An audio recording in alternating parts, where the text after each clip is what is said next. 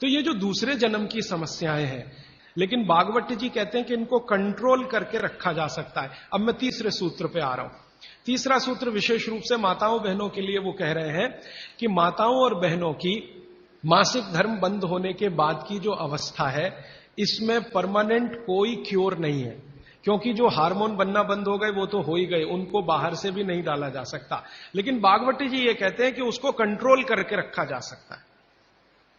तो वो कहते हैं कि कंट्रोल करके रखने में मां के रसोई घर के जो उपकरण हैं, उपकरण, इंस्ट्रूमेंट्स, इनकी मदद आप ले सकते हैं। तो रसोई घर का उपकरण सबसे अच्छा मैंने कहा चक्की, इसकी मदद ले सकते हैं। और दूसरा एक उपकरण और है रसोई घर में, सिलबट्टा। अब नियमित रूप से आप सिलबट्टा चला रहे हैं और चक्की चला रहे हैं तो यूट्रस के आसपास की जो मांसपेशियां हैं वो हमेशा नरम और मुलायम रहने ही वाली है। तो आपकी जिंदगी के कॉम्प्लिकेशन 45 साल के बाद कम रहने ही वाले हैं। आप उनको दवा खा खा के कम करें तो दवाओं के साइड इफेक्ट्स हैं। एक HRT टेक्निक है, हार्मोन रिप्लेसमेंट थेरेपी। ज्यादातर माताएं उसमें जाती हैं 45-50 साल की उम्र में, हाथ जोड़कर विनती है कि कभी ना जाएं। और अगर आप गए उसमें तो आपके वजन को कोई भी दुनिया का भगवान नहीं बचा सकता बढ़ने से, बढ़ेगा ही। क्योंकि हार्मोन रिप्लेसमेंट थेरेपी में जो मेडिसिन है वो सब मेद बढ़ाने वाली है। मेद माने शरीर में एक्स्ट्रा वेट बढ़ाने वाली। तो 15 मिनट की चलाइए ना सवेरे सवेरे चक्की, 15 मिनट से ज्यादा जरूरत नहीं है। तो 3 सूत्र अभी तक मैंने आपको भागवत जी के बता दिए। और इन 3 सूत्रों में एक छोटी सी जानकारी और, कि आप पुरुष भी चाहें तो जिनको पेट अगर बढ़ा हुआ है और आप चाहते हैं कि ये कम हो, तो आप भी 15 मिनट चक्की चला सकते हैं सुबह सुबह। आप भी चाहें तो सिलबट्टे पे चटनी बना सकते हैं। अगर आपने भी चक्की चलाई और सिलबट्टे पे चटनी बनाई तो आपकी चटनी तो बनेगी ही और आटा तो पिसेगा ही। आपका जो पेट है ये अंदर चला जाएगा, जो आपको किसी भी जिम्नेजियम की मदद से नहीं जाएगा। मैं आपको इस बात की गारंटी देता हूं, स्टाम्प पेपर पर आप लिखवा लीजिए मुझसे, 1000 रुपए का हो या लाख रुपए का स्टाम्प पेपर। दुनिया का हर एक डॉक्टर इस बात से सहमत है, वो बोलता नहीं, बात अलग है, कि जिम्नेजियम में जाकर कभी भी किसी का पेट अंदर जाता नहीं। और थोड़े दिन के लिए गया और आपने जाना बंद किया तो ज्यादा बाहर आता है। जिम्नेजियम की सभी मशीनें ज्यादा स्पीड वाली हैं और चक्की और सिलबट्टा ये स्पीड कम है, धीरे धीरे धीरे धीरे। हमारी जो तासीर है वो कम स्पीड वाले उपकरणों के साथ ज्यादा है, क्योंकि हम गर्म देश में रहते हैं। गर्म देश के लोगों में आप जानते हैं स्वाभाविक रूप से वायु का प्रकोप ज्यादा होता है शरीर में। ये कल मैं और इस विस्तार से बात करूंगा।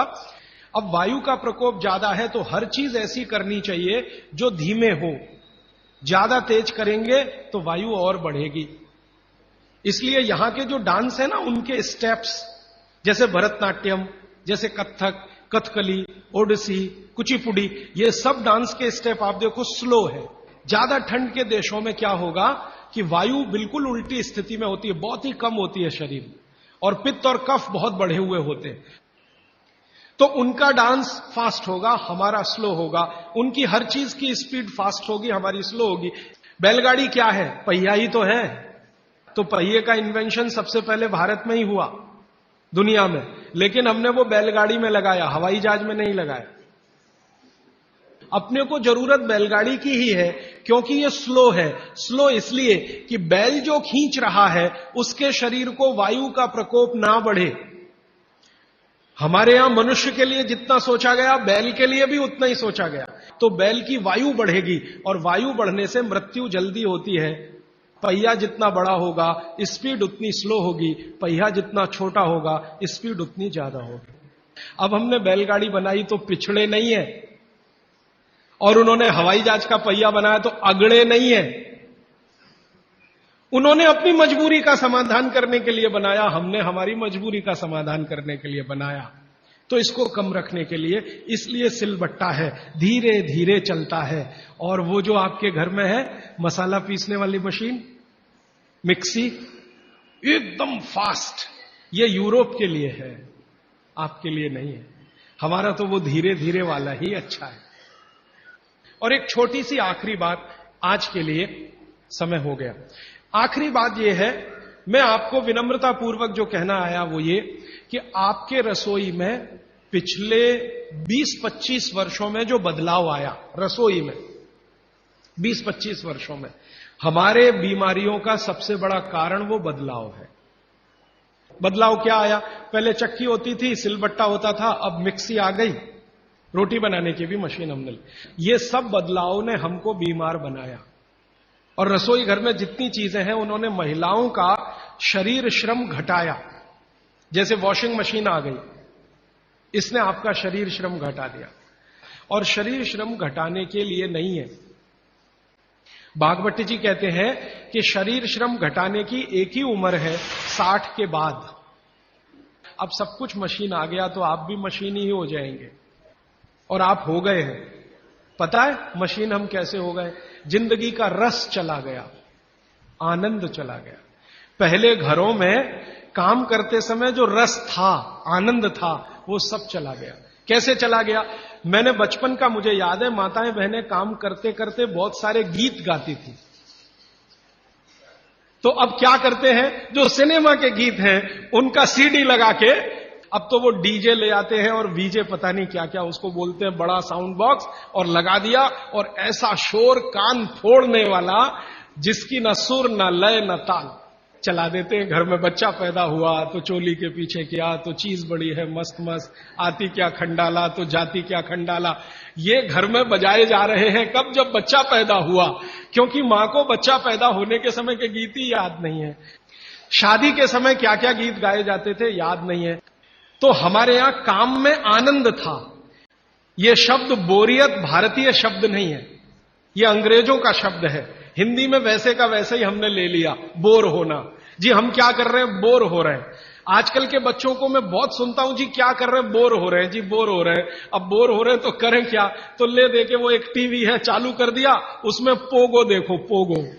अब पोगो में क्या है, वो और ज्यादा बोर हो जाओ तो पोगो की जगह कोई दूसरा देखो, लोगो, या तीसरा देखो। वो सब आपको बोरियत में ही ले जाएंगे। क्यों? क्योंकि इसमें इंटरेक्शन कुछ नहीं है, सब कुछ वन साइडेड है। और गीत गाने में इंटरेक्टिव है। तो हमारी माताएं गीत गाती थी, हर समय के लिए गीत बने हैं। पापड़ बना रही हैं, बड़ी बना रही हैं, उस समय के गीत अलग हैं। मसाला पीस रही हैं, उस समय के गीत अलग हैं। शादी के लिए मसाला पीस रहा है, उस समय के गीत अलग हैं। शादी के लिए पापड़ और बड़ी बन रही हैं, उस समय के गीत अलग हैं। ये गीत इकट्ठे आजकल मैं कर रहा हूं, हजारों की संख्या है गीतों की, लेकिन इनको लिपिबद्ध हम नहीं कर पाए, किताबें नहीं छपी, इनकी नोटबुक्स नहीं बनी, तो धीरे धीरे खत्म हो रहे हैं या तिरोहित हो रहे हैं। इन गीतों में जो सुर है, जो लय है, जो ताल है, वो हर मां के लिए आसान है। ये है। और आखिरी सूत्र, माने आज के हिसाब से आखिरी सूत्र, कि आप अपने जीवन में तासीर का ध्यान रखिए, आबो हवा का ध्यान रखिए, वातावरण का ध्यान रखिए जहां आप रह रहे हैं। माने भौगोलिक परिस्थिति, एक शब्द में मैं अगर कहूं तो ज्योग्राफिकल कंडीशंस। तो आपकी जो आबो हवा है, इसका ध्यान रखिए। इसका ध्यान कैसे रखना? मैंने आपसे उदाहरण के लिए में कहा था कि भारत गर्म देश है और कनाडा ठंडा देश है।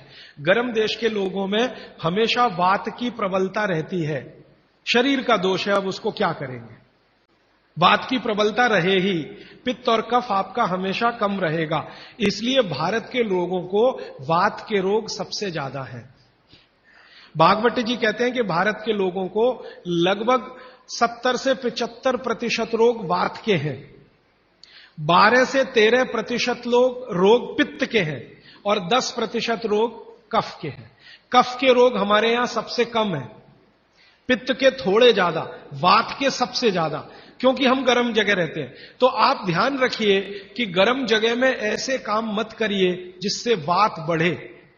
जैसे मैं आपको एक उदाहरण दूं, माफ करिएगा ये उदाहरण देते हुए, आप दौड़ लगाते हैं, रनिंग, इसमें वात सबसे ज्यादा बढ़ता है। हमारे यहां आजकल एक फैशन आया, मॉर्निंग में दौड़ो। दौड़ना नहीं है, चलना है। चलने और दौड़ने में अंतर आप समझते हैं।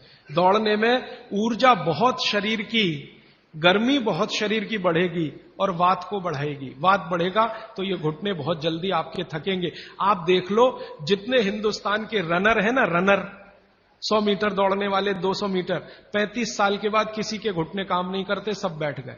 मिल्खा सिंह को मैं मिला हूं, वो कहते हैं यार उस समय जो मैं दौड़ गया ना, अब पता चल रहा है कि उसका क्या असर है।